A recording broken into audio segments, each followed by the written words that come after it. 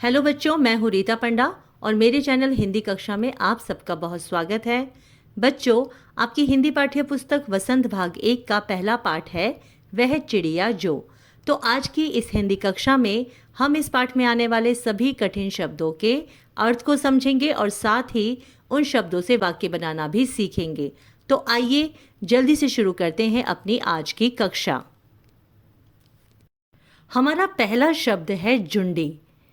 बच्चों, जो भी मोटा अनाज होता है उसके लिए जुंडी शब्द का प्रयोग किया जाता है, जैसे ज्वार, बाजरा, मक्का आदि अनाज। इस शब्द से हम निम्न वाक्य बना सकते हैं, जैसे पहला, मेरे तोते को जुंडी के दाने बहुत पसंद हैं। दूसरा, राम खेत में से बहुत सारे जुंडी के दाने तोड़ कर लाया है। तीसरा, चिड़िया जुंडी के दानों को रुचि और रस से खाती है।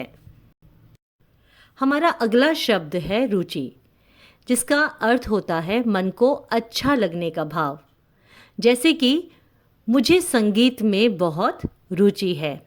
इसके अलावा इच्छा और दिलचस्पी के अर्थ में भी रुचि शब्द का प्रयोग किया जाता है, जैसे मेरे भाई को क्रिकेट खेलने में बहुत रुचि है। और प्रेम और अनुराग के लिए भी रुचि शब्द का प्रयोग किया जाता है, जैसे मेरी माँ जो भी भोजन पकाती है मैं रुचि से खा लेता हूँ।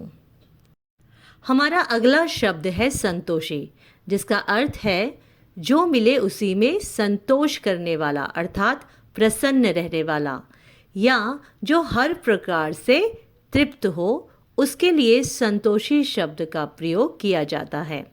इससे निम्न वाक्य बनाए जा सकते हैं, जैसे पहला, संतोषी व्यक्ति हमेशा खुश रहता है। दूसरा, रिया बहुत संतोषी स्वभाव वाली है। तीसरा, जो संतोषी होता है वह सदैव सुखी रहता है। बच्चों, हमारा अगला शब्द है अन्न। अन्न का अर्थ होता है भोजन या भोज्य पदार्थ, यानी कि खाने की वस्तुओं को अन्न कहा जाता है। इसके अलावा अनाज जैसे जौ, बाजरा, ज्वार, इनके लिए भी अन्न शब्द का प्रयोग किया जाता है। इससे हम निम्न वाक्य बना सकते हैं, जैसे पहला, हमें अन्न का निरादर नहीं करना चाहिए। दूसरा, किसान बड़ी मेहनत से अन्न को पैदा करते हैं। तीसरा, इस बार वर्षा कम होने से अन्न की पैदावार बहुत कम हुई है। हमारा अगला शब्द है कंठ। कंठ का अर्थ होता है गला या गर्दन। बच्चों, हमारे गले का वह भीतरी हिस्सा जिससे आवाज़ निकलती है और भोजन निगला जाता है, उस हिस्से को कंठ के नाम से भी जाना जाता है। इससे आप निम्न वाक्य बना सकते हैं, जैसे पहला, तुम्हारा कंठ बहुत सुरीला है। दूसरा, इतनी गर्मी से तो मेरा कंठ ही सूख गया है। तीसरा, अचानक चोर को देखकर मेरे कंठ से तो आवाज़ ही नहीं निकली। हमारा अगला शब्द है खातिर। खातिर शब्द का अर्थ होता है के लिए या किसी के वास्ते या किसी के कारण। इससे निम्न वाक्य बनाए जा सकते हैं, जैसे पहला, मोहन अपने परिवार की खातिर बहुत मेहनत कर रहा है। दूसरा, माता पिता अपने बच्चों की खातिर बड़े से बड़ा त्याग कर देते हैं। तीसरा, देश की खातिर कई वीरों ने अपने प्राणों की आहुति दी है। हमारा अगला शब्द है उड़ेलकर। बच्चों, उड़ेलकर एक क्रिया शब्द है। इसका अर्थ होता है गिराना या उलटना। इससे आप निम्न वाक्य बना सकते हैं, जैसे पहला, चिड़िया वन बाबा के लिए रस उड़ेल कर गाती है। दूसरा, इस बर्तन का पानी नीचे उड़ेल दो। तीसरा, कोयल ने अपनी मधुर कूक से सारे वातावरण में मानो रस उड़ेल कर रख दिया है। हमारा अगला शब्द है मुँह बोली। मुँह बोली का अर्थ होता है जिसके साथ केवल कहकर या वचन देकर कोई संबंध स्थापित किया गया हो।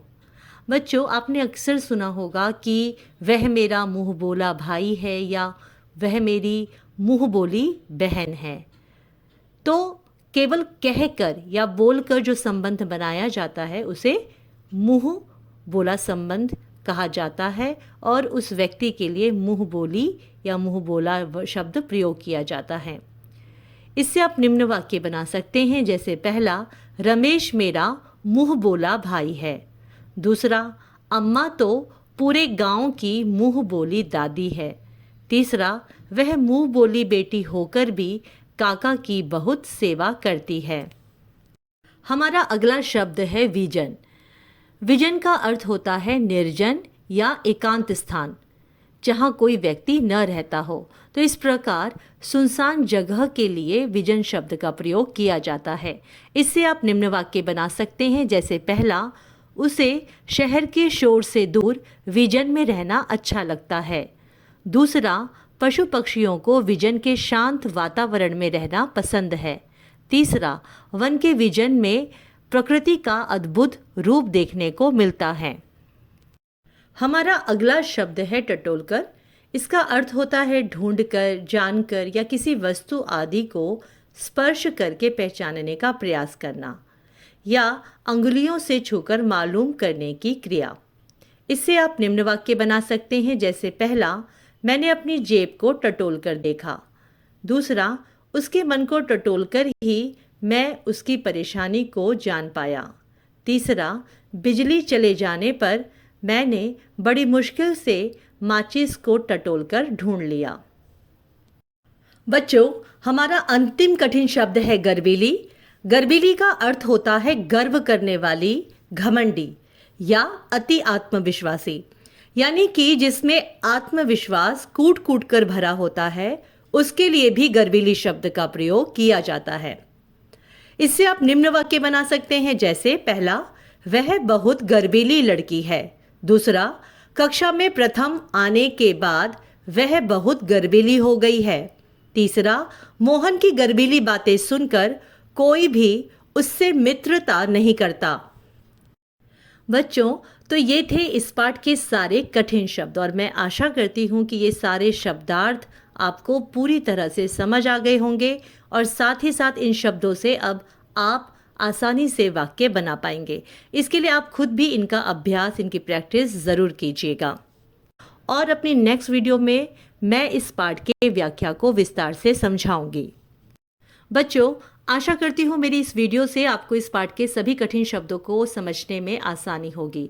तो इस वीडियो को लाइक और शेयर ज़रूर करें और आपको यह वीडियो कैसी लगी कमेंट करके मुझे ज़रूर बताइएगा। और यदि आपका कोई भी डाउट या प्रश्न हो तो आप कमेंट सेक्शन में जाकर मुझसे शेयर कर सकते हैं।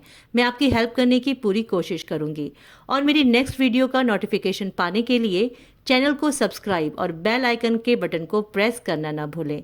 तो मिलते हैं अगली वीडियो में। तो आप सब इसी तरह खुश रहिए, स्वस्थ रहिए और हिंदी पढ़ते रहिए। धन्यवाद।